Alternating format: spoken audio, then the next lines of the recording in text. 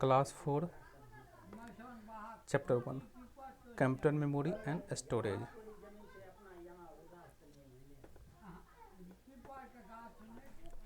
बच्चों, इस चैप्टर में हम मेनली फोकस करेंगे कंप्यूटर मेमोरी के बारे में, प्राइमरी मेमोरी के बारे में और सेकेंडरी मेमोरी के बारे में। आप लोग ऑलरेडी क्लास 3 में प्राइमरी मेमोरी और सेकेंडरी मेमोरी के बारे में पढ़ चुके हैं, तो इस चैप्टर में हम कुछ ज़्यादा जानकारी हासिल करेंगे।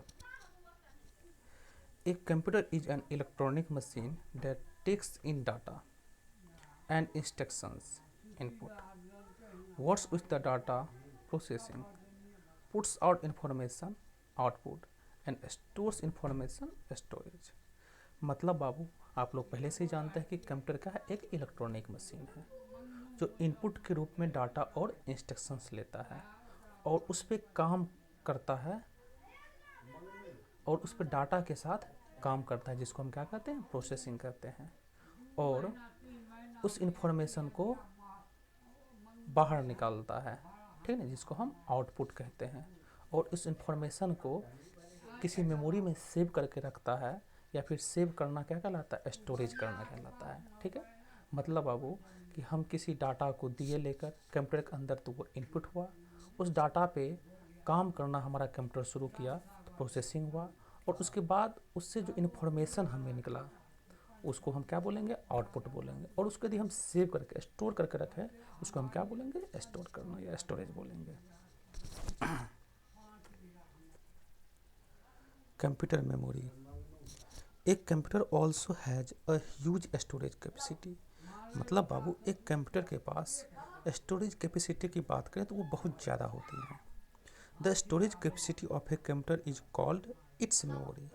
मतलब बाबू, कंप्यूटर के स्टोरेज कैपेसिटी को हम लोग उसका मेमोरी बोलते हैं। जैसे कि आप लोग के मोबाइल में ही 4 GB 8 GB का मेमोरी लगा होगा, उसका क्या है, स्टोरेज कैपेसिटी है, जिसको हम लोग क्या बोलते हैं, मेमोरी बोलते हैं।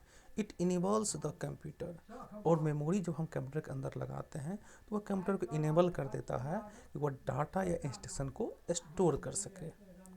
Computer memory is measured in terms of bits and byte. और उस कंप्यूटर मेमोरी को यदि हम मापने की बात करें, मेजर करने की बात करें, उसको हम बिट्स एंड बाइट्स के टर्म में मापते हैं। अब देखते हैं बिट्स क्या होता है और बाइट्स क्या होता है। ए bit is the smallest unit of information. एक बिट क्या होता है, इंफॉर्मेशन का जो सबसे छोटा यूनिट होता है वह क्या होता है, बिट होता है, जिसको कंप्यूटर क्या कर सकता है, प्रोसेस कर सकता है।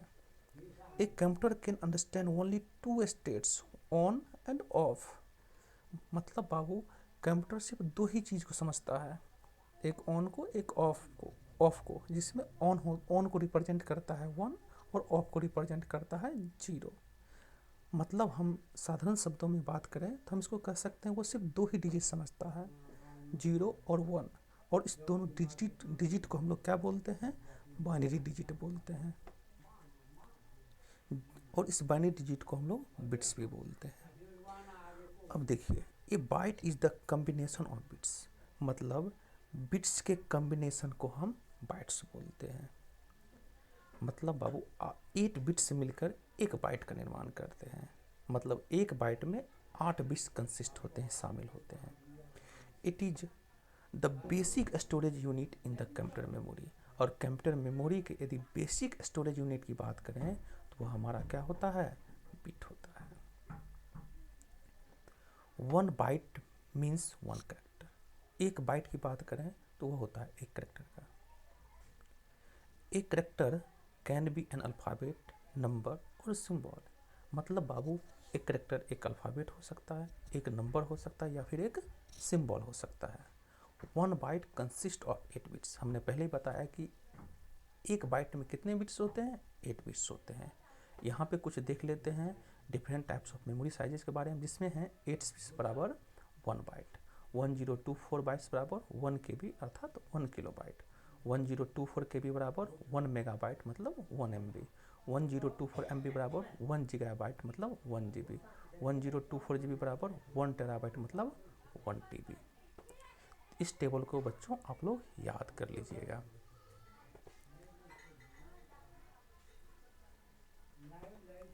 The memory of a computer is of 2 types.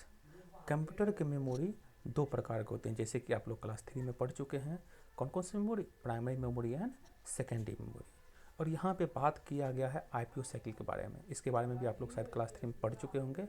IPO का फुल फॉर्म होता है इनपुट, प्रोसेस और आउटपुट, ठीक है। जिसमें द यूज ऑफ, और अब देखिए इन IPO cycle the use of primary memory is in the flow of information and do calculation. और आईपीओ साइकिल में बात करें तो प्राइमरी मेमोरी का जो प्रयोग होता है in the flow of information, information के फ्लो में होता है, एंड डू कैलकुलेशन, और जो क्या करता है कैलकुलेशन वगैरह करता है इसमें।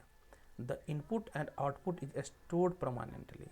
और इसमें आउटपुट और इनपुट को, अब देखिए आगे देखिए कि इनपुट और आउटपुट जो भी हम लोगों का होता है उसको स्टोर करता है permanently. This storage task is done by the secondary memory. मतलब बाबू परमानेंट रूप से या इनपुट या आउटपुट को स्टोर करने का जो काम करता है वो होता है हमारा सेकेंडरी मेमोरी, जबकि प्राइमरी मेमोरी यह काम नहीं करता है। प्राइमरी मेमोरी वोलेटाइल होता है, अर्थात जब हमारा कंप्यूटर सिस्टम ऑफ हो जाता है तो उसके अंदर का जो डाटा होता है वो डिलीट हो जाता है ऑटोमेटिक, लेकिन जो सेकेंडरी मेमोरी में रहता है वो डिलीट नहीं होता है। तो चलिए बाबू, कल के क्लास में हम लोग पढ़ेंगे प्राइमरी मेमोरी और इंटरनल मेमोरी, और या फिर मेन मेमोरी और सेकेंडरी मेमोरी के बारे में भी जानकारी हासिल करेंगे। तो आपका क्लास वर्क रहा कि इस पूरे को याद कर लेना है और बिट का डेफिनेशन लिख लेना है, बाइट का डेफिनेशन लिख लेना है, और कंप्यूटर मेमोरी कितने प्रकार के होते हैं इसको लिख लेना है, ठीक है।